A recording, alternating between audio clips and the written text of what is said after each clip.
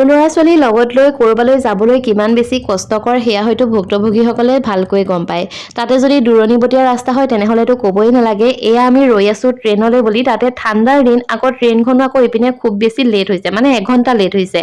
এইফালে পলৰ জুলুকি লৈ ওলাইছো আৰু এইফালে দেউতাই জিউ মনক দেখাই আছে কুকুৰা। মানে এই ভিডিঅ'টো হৈছে আঘোণ মাহৰ 5 তাৰিখৰ, আৰু এতিয়া যিহেতু আঘোণ মাহ গ'লেই, গতিকে মই সেই 5 তাৰিখৰ পৰা ভিডিঅ'টো এডিট কৰিবলৈ মানে এতিয়াহে সময় পাইছো। কিয় দেৰি হ'ল সেই কাহিনীটো কৈ আছো, প্ৰথমতে চাই লওক।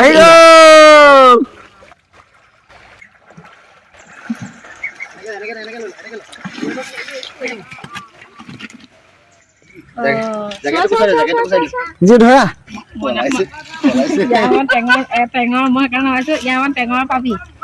মাছটো এনেকে ধৰা এনেকে চুইছ মাছটো মাছটো তাৰ হাতে যি একেলত আহা একেলত আহা পানী অকণ লৈ না, পানী অকণ লৈ ধুই দিওঁ তেতিয়া চাফা হ'ব। চাওঁ জীৱনৰ অকণমান জীৱনৰ অকণমান ওখ মাছ এইটো, এইফালে বেগা কৰি দিয়াচোন। অঁ বাবা যি ধৰা অকণমান ওচৰলৈ দি দিয়া।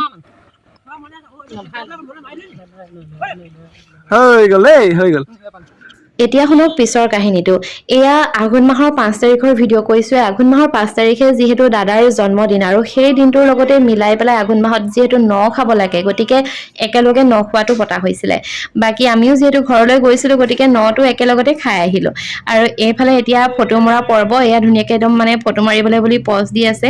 এইফালে লগতে দাদাই ধুনীয়াকৈ মাছখিনি বাছি দিলে, আৰু মই ভাজিবলৈ বুলি লৈছো এতিয়া। আৰু আমাৰ ঘৰত সৰ্বসাধাৰণতে ডাঙৰ মাছ হলে মানে সিয়ে বাছি দিয়ে, দাদাই বাছি দিয়ে।